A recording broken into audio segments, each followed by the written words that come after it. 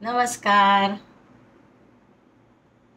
आता पाऊस सगळीकडेच पडतो आहे. पावसाळाच आहे ना.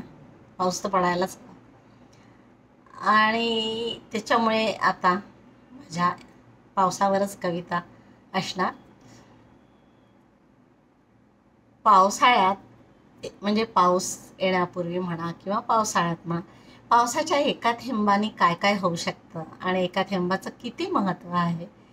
आजच्या माझ्या कवितेतनं मी तुम्हाला सांगणार आहे की एक पावसाचा एक थेंब असला की काय काय होऊ शकतं आणि नसला तर काय होऊ शकतं. म्हणजे पावसाचा एक थेंब हा किती महत्त्वाचा आहे.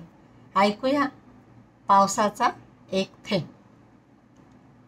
एक थेंब पावसाचा तुझ्या चेहऱ्यावर पडावा.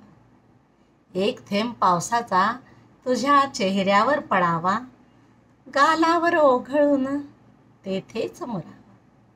गालावर ओघळून तेथेच मुरावा. एक थेंब पावसाचा शिंपल्यात पडावा. एक थेंब पावसाचा शिंपल्यात पडावा. मोती बनवून त्याचा हारात शोभावा. मोती बनवून त्याचा हारात शोभावा. एक थेंब पावसाचा मातीत मिसळावा. एक थेंब पावसाचा मातीत मिसळावा. सुगंध मातीचा सर्वत्र दरवळावा. सुगंध मातीचा सर्वत्र दरवळावा. एक थेंब पावसाचा बीजांना अंकुरावा. एक थेंब पावसाचा बीजांना अंकुरावा. बळीराजाच्या डोळ्यातून आनंदाने झरावा. बळीराजाच्या डोळ्यातून आनंदाने झरावा. एक थेंब पावसाचा ग्रीष्मात पडावा. एक थेंब पावसाचा ग्रीष्मात पडावा. कोमजलेल्या झाडांवर बहर बनून खुलावा. कोमजलेल्या झाडांवर बहर बनून खुलावा. एक थेंब पावसाचा नदीत पडावा.